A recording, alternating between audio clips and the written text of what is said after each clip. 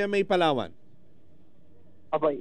So, good morning po, sir, and good morning po sa ating mga tagapakinig po no, ng GMA Palawan po. Ayan. Sir John, pasensya na sa mabilisang tawag po. At kami hihingi lang ng kasagutan mula po sa ahensya ng DSWD kasi meron pong nagpaabot ng concern since na pumasok daw po ang 2025, ito pong bayan ng Magsaysay ay hindi pa raw po nakakatanggap ng kahit isang release para po sa ating mga senior citizen. Iyo pong ibang mga munisipyo nakailang ulit na po na tanggap. Bakit daw po ganon? Ano ang nangyari kaya, Sir John? Okay. So, explain ko lang, sir, no? For the case of Magsaysay po, ang pondo po ay pinag-transfer po, ang modality po ng ating pagbabayad ay ang pondo po ay tinransfer po natin sa LGU. Pero sir, as of today po, mayroon na-prepare na po natin yung mga necessary logistics, sir, such as po yung payroll natin. And then inintay na lang natin na ma-process po, nasa accounting na din po yung kanilang kanilang cash advance under ng LGU.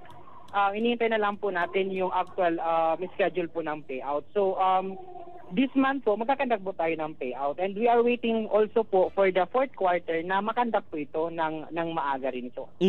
So, ang naging sistema ay ida-download po sa LGU yung pong pera from DSWD, sir? Opo. Dinownload po ng DSWD sa LGU Magsaysay po. And then actually po nagkaroon naman po kami ng monitoring po, no, tapos coordination with the MSWDO and also the LGU na regarding po dun sa update po. So ang update po natin ngayon, we will wait na lang po yung final schedule po ng ating payout. Okay, so ang ibig sabihin po na download na ang pera sa LGU, yun nga lang, wala pa pong schedule kung kailan po i-release doon po sa mga beneficiaries natin. Tama po ba, sir? Wala pa naman po, sir, na final schedule po. Pero po, on process na po yung ating cash advance para ma-distribute po sa ating mga social pensioner po yung kanilang stipend po. Yung cash advance na yon ay sa level na po ng munisipyo. Tama po ba, sir? Opo. Yung processing po ng cash advance ay nasa level po ng munisipyo po. So, kailan pa po na i-download, sir, from DSWD to LGU Magsaysay yung pera? Actually, sir, di ko lang, sir, di ko po masasagot, sir, yung exacto no? Kasi nasa area din po kami, nagkakandak rin po kami ng simultaneous payout at hindi ko po dala yung aking laptop at makikita po natin doon yung actual date po. Pero pag nag-release po sa Magsaysay, ano yung kasama na po? First, second, and third quarter? Sir? Yes po. Isahan na lang. Kasama na po yun siya, sir. Isahan na lang nilang matatanggap. At kasunod na yung poro para sa fourth quarter. Sir? Sorry, sir, masyado kasing hindi clear yung yung ang makire-receive po ng senior citizen is from the first quarter to third quarter, and we will wait na pumasok po yung fourth quarter para po makapag-facilitate po tayo ng fourth quarter payment po. Okay, magandang pampalubag loob po yung naging deklarasyon nyo na yan. Magkano na nga po per quarter yung matatanggap, sir, ng ating mga beneficiaries dito? Makaka-receive po, sir, ang isang eligible na social pensioner ng 3,000 para sa 3 buwan po, or per quarter po 3,000 po.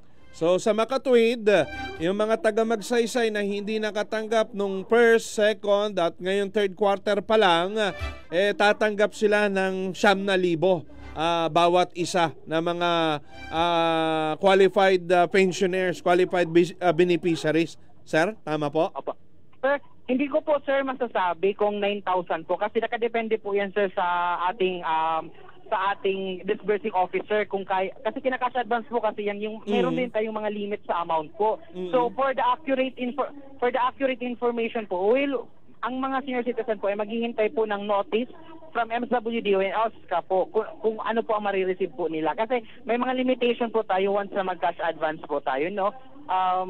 May mga amount din po na nakabanded for our amount na limit po for our banded officials po. So, para po sa accurate na data, pwede po sila makipag-coordinate sa kanilang OSCA at MSWDO. So, dito po sa lalawigan ng Palawan, may iba pa bang munisipyo na ganito din yung sitwasyon? Or ito na lang magsaysay ang naiiwan base po sa mga report na natanggap ninyo, Sir John? As of now, sir, as sinabi ko po kasi kanina, sir, no, na hindi ko po dala yung aking laptop para makita po doon yung mga status na po ng implementation since ongoing po yung ating payout po sa lahat ng probinsya po ng Mimaropa po. O sige, yung inyo na lang naisiparating sa ating mga kababayan dito sa ganitong sistema po na may mga may nakatanggap na, may mga nag-aantay pa. Go ahead, sir, sa ngalan po ng DSWD. Thank you so much po, sir.